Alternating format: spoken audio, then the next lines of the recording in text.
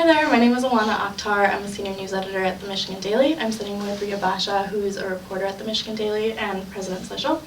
We're here to talk about a few issues on campus over the past month and ask President Schlissel his opinion on them. So we're just going to get started. So this month we rolled out a diversity, equity, and inclusion plan for the whole school. It also came in light of a few incidences on campus with some racially charged posters. So we just want to get your opinion on how you think it went. What was the initial reaction to the rollout of the plan, and in light of these events on campus? Yeah, I think the events on campus, as if we needed more proof, proved again that it's really important that we work on campus climate, right? So we've been working on this for over a year, and the rollout of the plan last week was the culmination of the work of an awful lot of people, hundreds if not thousands of people across the campus. And the goals are to make us a more inclusive campus, to enhance the diversity of our students, faculty, and staff, and then to do scholarship, which is what we're great at, on issues of relevance to diversity and multiculturalism. The rollout, I think, went fantastically well. We had a large audience in the Power Center when we first presented the plan, and then a series of events through the day targeted at different subsets of our community. A great student event in the late afternoon, and then unfortunately I missed it, but I heard a wonderful talk in the evening by an outside speaker as well. So I think the rollout itself went very well. I think the plan was met with enthusiasm. The fact that we had dedicated a significant amount of resources, that we were proposing things that we have started already. We're not looking to just improve this place 5 or 10 years from now. We're looking to improve it yesterday, immediately. And I think everyone has bought into the idea, or almost everyone, that we're very serious about this. This is a fundamental challenge confronting our society. It's not just the University of Michigan. It's not just universities. We may not get it right, but I think what this shows is we're committed to the idea that we can't achieve our potential as a university without being a more diverse, equitable, and inclusive community. Mm-hmm. And at the week before the plan, especially with the flyers and incidents, something we heard a lot was calls for a more immediate solution. As you mentioned, the diversity, equity, and inclusion plan was something meant urgently and immediately, but there were calls that also targeted you in particular for a response from you. So how did you balance that? Well, I balanced it in the ways that I just described. In the very short term, whenever these episodes occur, I think it's critically important to state absolutely clearly that racism, targeting individuals because of their innate characteristics, where they come from, what their culture is just not a part of the Michigan community, and we reject it. Letting the students in particular that are directly affected know that this isn't the way their university thinks, and that we're there to be their supporters and allies is an important thing whenever we have episodes like that. So we reached out and did that a number of ways. But the longer term issue is whether our plan will help us build a community that basically envelops all its members in a way where an event like this happens and people look to either side and they see people who are in alliance with them. That the support is immediate, it's real, it's emotional, it's throughout the whole community. It doesn't take a rally to get attention, it's just part of our compassion for one another. So the hope of the plan is to build a community that's more like that, where more people are willing to put themselves in someone else's position and say, gosh, would I want to be treated like this? Is this fair? Is it fair that my fellow students are experiencing the campus differently than me? Is that the world I want to live in? And hopefully we get to a stage where that message is throughout the campus and students really support each other immediately across episodes like this. I wish that I could promise that there'll never be another episode of hateful posters or hateful speech. I can't promise that. It's a big world. We're a public university. We have no idea whether the recent spate of posturing was done by one person or a group of people. was done by students or faculty or staff, or completely outside people, for all I know, that fly in to take advantage of Michigan's notoriety by doing terrible things on our campus. So all we can really truly control is the way our community rallies to support one another. And you're talking about kind of supporting one another as like a community effort. However, as Rhea kind of touched on, a lot of people on campus wanted you there specifically. They're with them, they're hearing their thoughts, and on Yes. Twitter there was a hashtag that specifically said, Schlissel, where are you? Yes. So do you feel that you are a leader in this? Do you feel that you have a place on campus that means that you have to be visibly pushing these efforts, or are you still part of the community? Well, as much as I'd like to be omnipresent, there's only one of me, and I really can't be physically at every event. I can't speak out after every individual person on the campus feels an episode has happened that warrants the president to immediately speak out. Then my voice becomes trite. But I do feel an obligation when major things happen on the campus to be present as a leader to speak for our values. I think if you look back over the last couple of years, I think that I have made every effort to be there, and certainly the fact that the biggest and most publicly visible thing that's gone on since my arrival is the development of a strategic plan for diversity and inclusion argues that I'm not hiding from this set of problems and waiting for people to come to me and holler at me. Sure. I'm recognizing this as one of the key things we need to do to achieve our full ambition, to achieve our mission. And come to grips at this stage in my life and career that there's absolutely no way to make everybody happy all at the same time. And in particular, my heart goes out to the students who are directly and adversely affected, because they want to be able to look to somebody who's going to make things better and to help them and to do something immediate. And I wish that I could be that person for everybody all the time on campus, and I just try my best. And one of the efforts that you mentioned that came out of the Sunday Speak Out with a lot of students is that students want to be involved, and they want to be involved with you.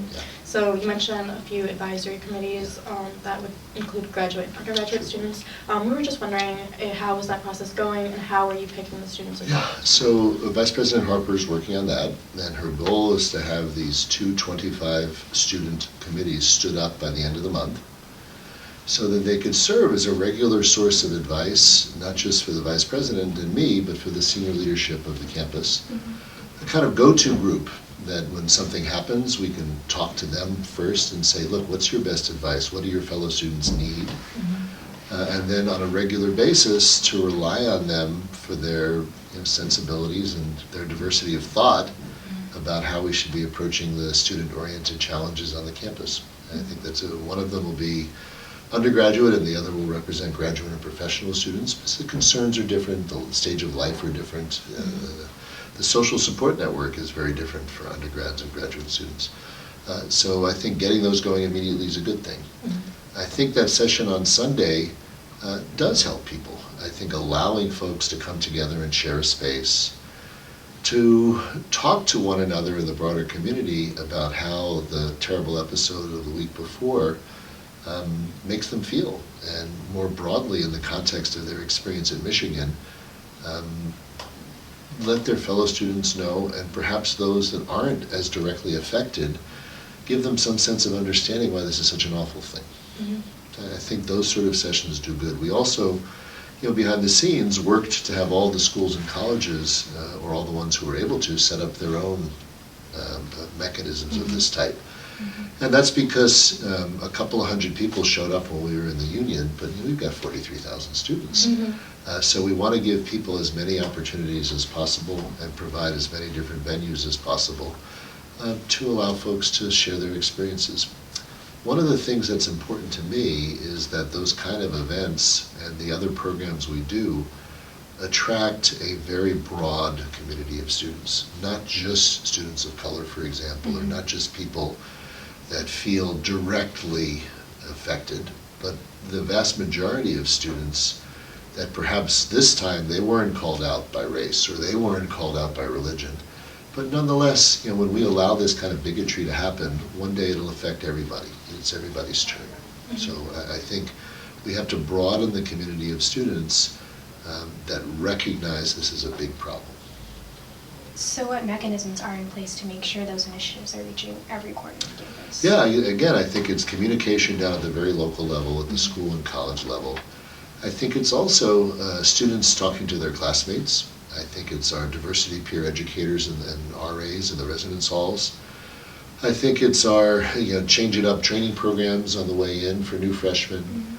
I think it's the education we're giving to new faculty about how to teach in an inclusive classroom, how to develop an inclusive classroom environment so that they can be the brokers of conversations that draw in all different kinds of people.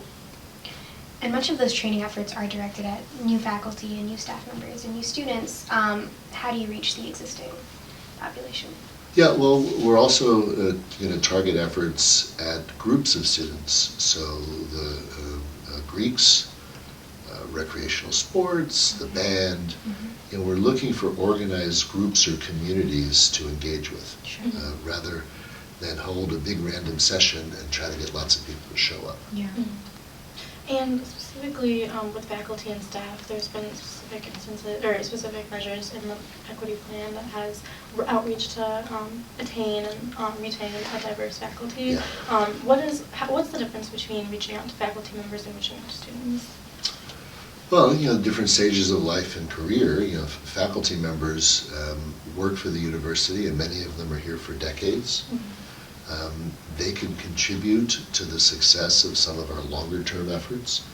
Students have this magic 4 or 5 years here, and I think there's so much pressure to make things get better for students really fast, because something that improves Michigan 5 years from now, you're going to miss out on. It's a good thing to do, so that the time frames are different.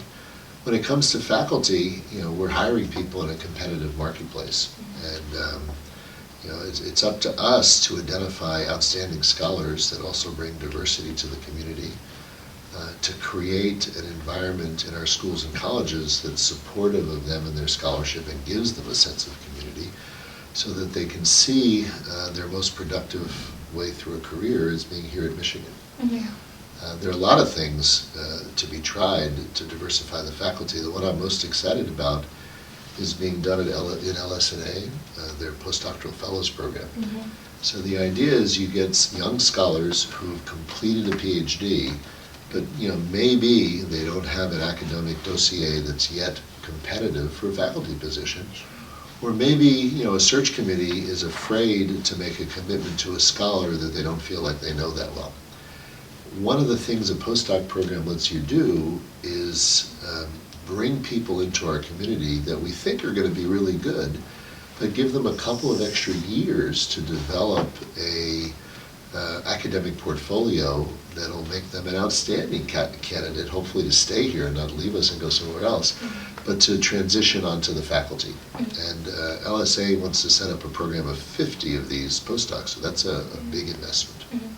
And it seems like faculty have also been doing measures on campus to try and respond to issues of racism when they happen on campus. I know that came up in the Senate advisory meetings. However, when the faculty had a petition that was against, or a statement that was against the posters, someone deleted it. How do we go about ensuring that even with faculty, everybody's staying on the same page and nobody's, not committed? Well, first of all, I can't, and I don't think it's even smart to insist on a community where everyone's on the same page. So we want a diversity of thought, right? Because today's heretic is tomorrow's mainstream leader. So we really, I don't want to be the guy who says all faculty must think this way. I don't think you can do that. It's not the right thing to do. It violates all kinds of principles of academic freedom. But we do want a community where large numbers of faculty who have a shared set of values feel comfortable speaking up and standing up and contributing to progress that we're trying to make at the institution level. So the faculty did 2 things I was enormously proud of. One was the Senate Assembly, SACUA, went ahead and developed their own poster campaign to confront hateful speech with more speech. And that's a classic approach. That's a one, and they did it boom, boom. The response was immediate. I was extremely proud of the faculty. And then the other event, which I was able to attend, was a relatively spontaneous rally on the Diag. Was it a week ago, Thursday, I believe, or last Thursday? At noon, and there were many hundreds, if not more, faculty from all different parts of the campus, including the medical center and everything from the medical center down to the School of Public Policy and everything in between. And that was enormously impressive. And it wasn't there for big speeches and rallies, but it was for people to physically show that they are in solidarity with the students who were so deeply affected by these hateful posters. And they let their presence in the middle of the day speak for that. So I thought that was kind of touching as well. The online statements, there were actually 2 of them that a group of faculty circulated. There were many hundreds of co-signatures on these things. It must not have been a computer scientist that posted these, because they were posted in a way that was very easy to hack into. There are much better ways, and we've instructed the faculty how to do that if they want to do that in the future. But again, it was an effort to state values and show support in a public way. Right. Yeah. So I respected that an awful lot too. Yeah. And then to backtrack just a bit, Sure. have investigations into either the Google Docs or the posters, have those been conclusive? The Google Docs, I know that our cybersecurity folks were looking into whether they could identify the logon that was responsible for the change in the document, and I don't know the answer. I haven't been told of the excuse me. The other episode of the poster, we have posters on multiple occasions. We've got no eyewitnesses. We don't have video, so it's going to be challenging. It's a big open campus, and not knowing who we're looking for. But in a sense, that's something that the students could definitely help us with as well. In that, you all collectively are the eyes and ears of the campus. And if this is offensive, as it is to, I guess, almost everybody, if not everybody, then keep your eyes open. And if you see somebody putting something up, and you look at its content, and now you're a witness to something that's offending a large fraction of our community, you should speak up. Another big issue with the diversity, equity, and inclusion plan that's come up in a number of news articles has been the price of it.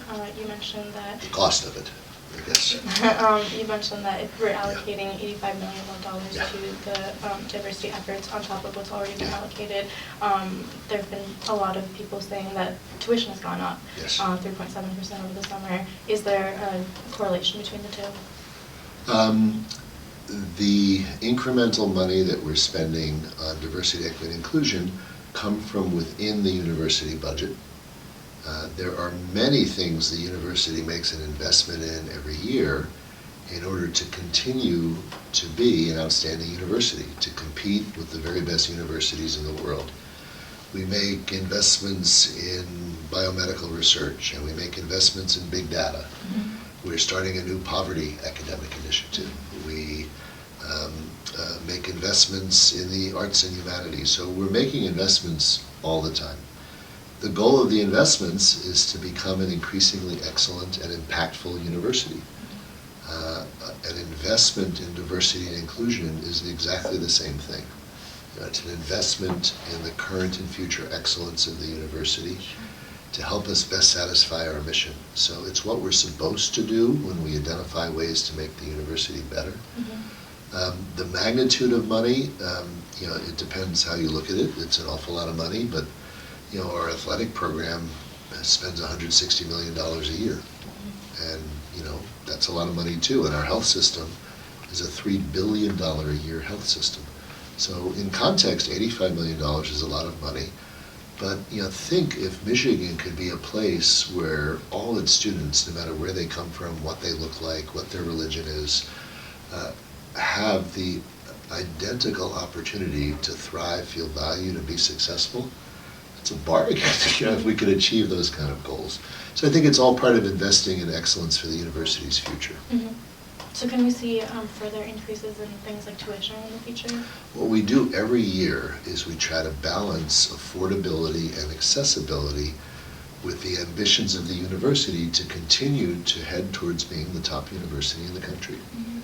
Now what we do, because we're very sensitive to the affordability question, is we balance increases in tuition with increases in financial aid. So last year, when tuition was increased over 3%, financial aid increased 10.8%. And that's the 9th time in 10 years that there was a double-digit increase in financial aid. It's our fastest growing investment. The federal government the last couple of years started something called the College Scorecard. I don't know if you ever heard, but it's designed to help students and their parents look at what the actual cost of going to college would be. Because folks don't realize everyone pays something different than everyone else because of financial aid. So we're need blind for in-state. You fill out a financial aid form and we're pledged to meet your full financial need according to these government formulas. So between last year and this year, when overall tuition went up over 3%, students on financial aid didn't see an increase because we increased their financial aid. We keep trying to diminish the loan component of our financial aid packages because we don't want indebtedness to limit the kind of jobs that our students might want to go after. But we need to strike a balance between having the resources to invest in improving the university while at the same time keeping it affordable to people throughout the socioeconomic spectrum. And the tool that we use is need-based financial aid. Some of those programs rolled into the plan are ones that previously were looking for funding still. One that comes to mind is Wolverine Pathways. Yeah. Because we did an interview with you last November where you said if we didn't find any private donors, it would cease to exist. So is that some of that $85 million going into strengthening those programs? Yes, but our hope, and we think it's extremely likely, is a significant fraction of this $85 million will come from philanthropy. So we have, as part of the plan, dedicated a new position inside of our fundraising group, our Office of University Development, to specifically fundraise for diversity and equity initiatives. So we've already had discussions with individuals and foundations that are very excited by the idea. They get it immediately. The idea of starting to work with students at a relatively young age, 7th or 8th grade, and start enhancing their basic academic skills and then providing them with the mentoring that I was lucky enough my parents provided me with to get them ready and savvy about applying to college. This is something that I think donors are really going to help us significantly support. So are the plans like Wolverine Pathways and HAIL, are they going to continue into the future? Well, if they're successful, they will. But one of the things I think is really important is when we make financial investments, we have to measure how successful they are. If they're successful, we either maintain them or grow them. If they're not successful, I think we have to be pretty tough about stopping them if they're not working. So with something like the HAIL Scholars Program, we committed to a 3-year trial of this approach. And we'll look at the data after 3 years and see if it's achieved the goal of increasing the socioeconomic diversity of the students here on campus. And if it has, then I think it would be a great thing to continue and maybe even expand. If it hasn't, then we'll look for other smart ideas for how to achieve the same goals. But we hope to continue it, but we hope to continue it if it works, and presuming that we can continue to financially support it. Sure. So it seems like last leadership breakfast and this past week we've been introducing a lot of pilot programs. So how is it that people are going to know that when these do succeed or when they fail, and when we stop them? Is there a way to measure their success? Is there a way for people to be constantly keeping up? Yeah, well, what we'll do is we'll discuss the results of all these things with the community as time goes by. So eventually we'll have good data from the HAIL program, and I'm predicting I'm going to be really proud of that data, and you'll hear me talking about it, and we'll have our monthly sit down or something, and I'll say, hey, you guys should really take a look at this, for example. I think one of the great roles of journalists is to hold us to account. So I think this is something that you might file away and have your successors a year from now say, hey, look, President Schlissel rolled out these programs. Let's talk about how they're doing. So switching gears a bit, you mentioned last Thursday with the faculty demonstration, they did it in front of an anti-Israeli demonstration by pro-Palestinian student group. And that's another instance of controversy where Jewish students were asking for a response from you. Do you plan on responding to that? Yeah, a very large number of students, presumably mostly Jewish students, but a large number of students co-signed a letter that came to me, and I've written them back. Okay. And essentially, SAFE, the group that conducted this demonstration on the Diag, is a approved university group. They've done the things necessary to be a recognized university group. This isn't the first time that SAFE has done a sort of checkpoint, a mock checkpoint demonstration. Space and time on the Diag is not easy to come by. This was the day that they chose. And to be honest, I didn't know about the demonstration until I was attending that faculty rally and I saw it. So, and what I saw were two big plywood boards that were decorated graffiti-like. I mean, it was obvious what it was, but there were maybe a half a dozen students next to it. And then I saw 1,000 faculty talking about racist episodes on campus. To me, this is a tougher circumstance because the group did what we want groups that are advocacy groups to do, and it was a group that was advocating, to me, what was a political point of view. They were advocating against the behavior of a state. There was nothing on the boards themselves that I saw that identified Judaism or Jewishness beyond the obviousness of the map of the state of Israel. But Israel, although it's a Jewish state, it's a political entity. So the right of a registered group to engage in political speech on the Diag when they sign up for the time, they do it the right way, and that's pretty profoundly different than a bunch of racist posters attacking people because of an innate characteristic, their blackness or their religion, being posted on billboards around the campus. What I am empathetic to is, although I'm Jewish and this wasn't an insult to me personally, but the choice of doing the demonstration on one of the major Jewish holidays, the second day of Rosh Hashanah, the Jewish New Year, I learned was offensive to a fraction of our Jewish students. Not 100%, but a significant fraction. And I'm empathetic with that, in that if that subset of Jewish students would have preferred to be physically present on the Diag so they can talk with and perhaps learn from or convince the students from SAFE, or vice versa, but instead they were off with their families because it's a holiday, or in religious services because it's a holiday, then I feel badly for those students. But at the end of the day, it's not really up to the advocates to make sure that it's convenient for a particular group to be present. So to me, that didn't rise to the level of something that it would be appropriate for the campus to condemn. But that's a tough one because a lot of people really are hurt by this. So what I'm doing is I'm going to, just as I've met with other student groups, I've arranged, when I get back from the university trip, I'm out of town for a few days, to meet with the leaders of a number of Jewish groups on campus, including the students that wrote to me this big letter, so that I can understand better how they're feeling, so I can explain to them how I think about this.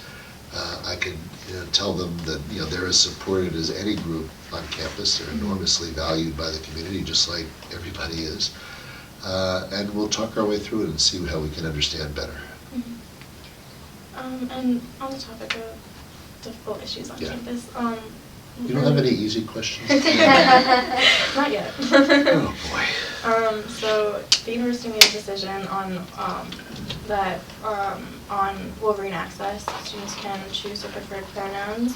A lot of students, or not a lot, but a significant number of students have said that this is maybe a violation of free speech, a violation of what they want to do, or just have protested it in various different ways. For example, a student on campus has decided to name himself His Majesty. Yeah, I read that. Yeah. So are faculty members obliged to call him His Majesty, and why or why not? Well, I don't feel as if the university can mandate when someone calls one another. So where this effort came from, an organized way and said, look, there are a subset of students on campus whose gender identity don't fall into the classical, he and her and him and she kind of categories. What they're often doing, these students, they told us, is in the beginning of a semester talking to their professors and telling them, would you please refer to me as the following? Yeah. And they asked if the university would consider systematizing that, making that part of the roster that a faculty member gets, so that the student doesn't have to go up to the professor and ask to be called a certain way. The professor would have on a list what that student would prefer to be called. And to me, a pretty basic element of mutual respect is recognizing what somebody wants to be called. Mm-hmm. So it didn't seem unreasonable to us as a leadership group. We thought about it and we implemented it. Like all new ideas, we'll let a few months go by, we'll look at what's become of it, we'll either tweak it or change it or continue it. We're always looking to make sure we're doing things well. Professors aren't, I can't tell a professor what to say in front of a classroom. Mm-hmm. I would guess that most of our faculty are the kinds of folks that would like to be respectful of others in their classroom, particularly their students, and would be happiest calling them whatever the student wanted to be called. I think if a student puts His Majesty on the list, they're exercising their free speech rights, they're making a point. Sure. I think some other students might consider it a demeaning point, but that's up to the students to discuss with one another. Mm-hmm. So the faculty member is not obliged to call anybody by a preferred pronoun, whether it's absurd or whether they're a transgender person and they Correct, want to be. correct. So, but as I said, I think most faculty are likely to adhere to the wishes of a student, what they want to be called. But we'll see what happens over the course of this semester. We'll see how this actually plays out in practice. So it's not permanent, the plan? Well, there's very little in the world that's permanent. Mm-hmm. I don't imagine going backwards in a sense once we've extended this courtesy, really, this mutual respect to a subset of students who fall into non-traditional gender. Mm-hmm. It's hard to imagine taking that away, but actually how we implement this might change. Mm-hmm. But I think the students that wanted to make a point by putting in something that they thought was funny, they've made their point. Okay. Should we do an easy one? What's your favorite fall activity? Oh, wow, that is a great one. People are going to laugh when you say this, and when I say this, because they had different preconceptions. But I love the football stadium. As hard as that is to imagine, maybe, just looking at 110,000 people and seeing all this maize and blue, this sort of stream of humanity going to the stadium, and the student section, like it was the other day, sort of completely full. And, it's really pretty exciting. And then I host a lot of visitors every time we have a game. Yeah. And they're thrilled to watch a football game with the president. I think that's really cool. And I have this great perk of having a box, so if it gets a little chilly or rainy, it's still okay. So that's one of my favorite parts of the fall. To be honest, my other favorite part of the fall is very early in the semester when you were seeing your friends for the first time since last semester or something. The kind of giggly, squeaky joy expressed by students when they see each other for the first time. You laugh, but I think it's just the coolest thing in the whole world. Yeah, it's, it's simple, but it gives, in a world that's complicated, dealing with lots of problems, in a terrible political season, seeing the joy and the optimism in you guys on the diet when you first see each other, it's as good as it gets. On that It note, really is. I think we're going to stop, but thank you Great. so much for watching. Well, We really thank you, it's appreciate a it. pleasure. Thank you. Thanks very much.